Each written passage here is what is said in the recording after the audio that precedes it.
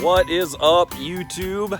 This is Ross with Underdeck Oasis. I'm out here right down the road from our home base in Grandville, Michigan. I'm with Dustin, one of our installers, and we are doing an install out here. So I'm gonna ask Dustin a few questions and show you guys what exactly it is that we're doing here. All right, Dustin, so what are you doing right now? Right now, I am putting pan flashing up, which is a type of trim coil. It is a trim coil that goes up over the beam, and it fills this whole gap in, and it extends past your beam 3 inches, so it'll drip right into the gutter, and then seal each side, so everything's good. So on the cantilever, when it rains, because this is all aesthetic, there's no gutter right here, so this is all mainly for looks. You're talking about on the outside here, there's no gutter. Yep. And so everything up above is going to be flashed, so nothing's going to drip down. There's posts up here, so you have to notch around those as well. But other than that, you just seal everything that you notch. Goes past this. What that really does is it also makes this beam completely dry, the post dry, and everything out here, so you don't have to have a gutter. Is this what you would say is one of the most common kinds of installations that you run into? Yes, and I like it when it's only short distances, because when you have longer distances, the chances of, let's just say, us screwing up are greater, just because you have more more coil. So pretty much I would only say more than 2 feet. 2 feet is the max of what I would do. So you're just getting started here then? This is like your setup? Yeah, and so what I do now, so I can work in the rain, is I flash everything. So I have the cantilever to flash, then you also flash everything from the house over 8 inches. And then in some areas, they have the screening room, you'll flash more in, so when they screw up into their 1.5 inches that I give them, everything dry. It'll still be dry when you screw up. Other than that, so what are you doing right now? Are you just measuring? No, I'm measuring for my pan flashing, because each individual joist is different. You got 16, 15, 3/4. Got a post there. I get all these measurements first, so when I go up to the truck, it's all at one point, not going back and forth, wasting time. And other than that, and then you have L flashing that you also bend as well. And since this is 24 feet, I figure that in while I'm cutting pan flashing, just because you save on scrap. It looks like we got another bird's nest. Yeah, no. Bummer. But the Underdeck Oasis is bird proof though, so this won't be a problem for these homeowners anymore with these birds up in here. Like that. And actually this one is gonna get a swing, but it's not a swing, but an umbrella that hangs off. So this is something new for me, but nothing too complicated. I have to put 2x6s up in there, about 10 inches over, so they can screw lags into it from the deck board of. Okay.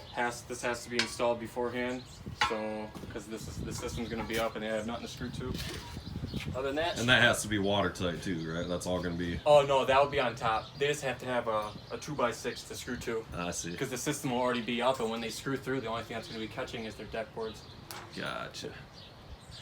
Cool, man. So we'll be back out in a little while to check on your progress and see what's happening. Alrighty, sounds good. All right, so we're back out here with Dustin, checking out the progress so far. It's been maybe 4 or 5 hours since we last checked in. So what do you got going on here, dude? Everything is, if you look up here, it's pan flashed silver, notched around beams. Everything out here should be leak free. There is some instances where the boards come apart for water to get into, but I've done the best I can. Is that on the outside? Yeah, the outside. There's going to be an aesthetic cantilever right here.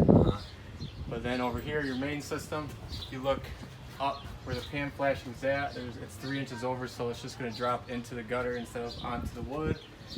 So there's that. Those brown pieces of metal up there are the pan flashing that keeps the water flowing into the gutter, right? Yeah. It keeps everything dry back there.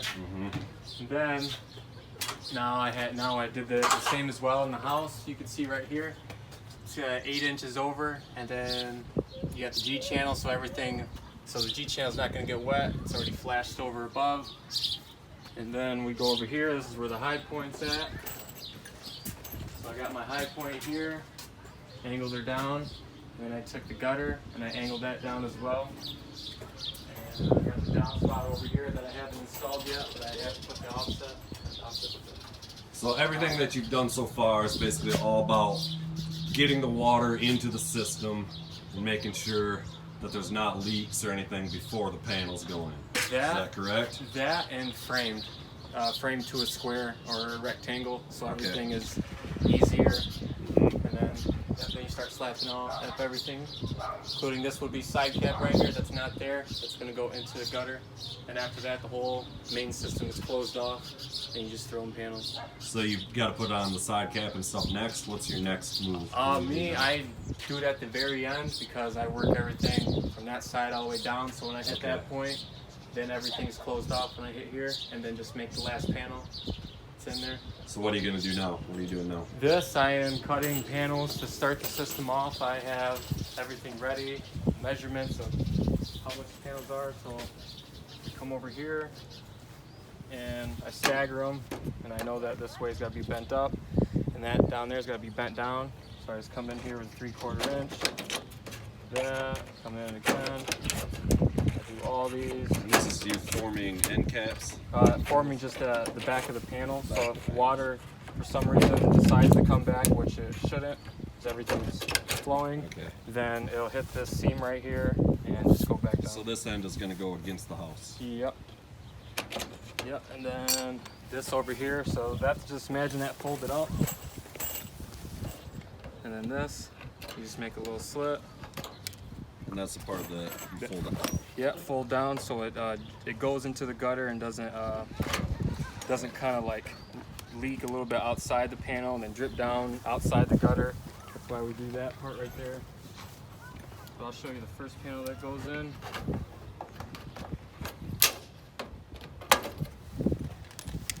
Make sure your pieces don't hit the grass. You got kids.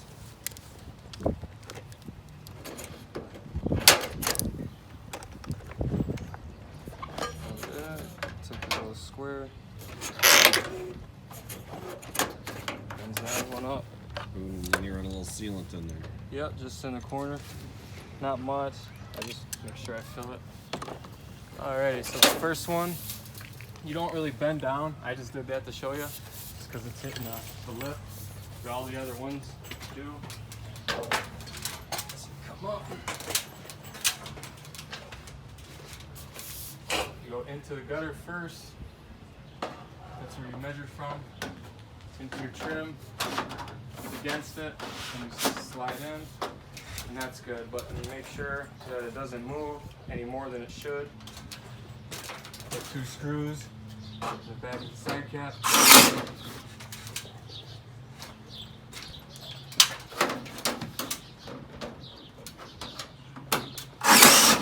Alrighty. Boom, so there's a panel in. There's the panel, so you can't move one way or the other. It has to move completely straight if I pull on it.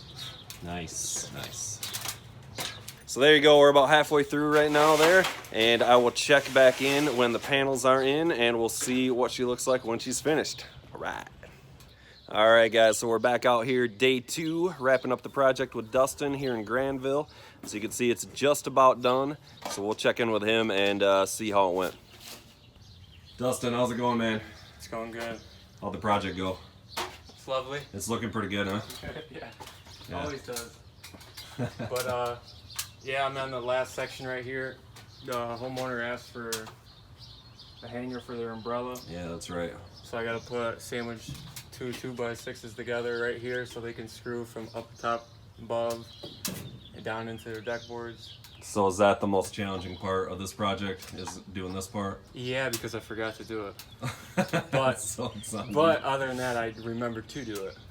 Right. But other than that, I would say probably the most complicated part was working around the outside cantilever because the outside board isn't straight. So it looks like it has a bow to it, but it's straight. But deck board's talking about the outside board of the cantilever. Yeah, you can see at the very end too. Okay. Yeah. To keep everything straight. But other than that, that's not hard. That's just the hardest thing that I could think of. Would you say this project was pretty typical? Yeah, one a day, I would say. if you get here at 7 o'clock and you bust out till 7, you'll have this whole thing done by yourself, inside and outside. Is this deck an average deck, you would say? Yeah, pretty average. The only difference is probably the outside cantilever. If it's wider than 2 feet, it would have a gutter on it. But other than that, this is the opposite of that. But yeah, this is pretty typical.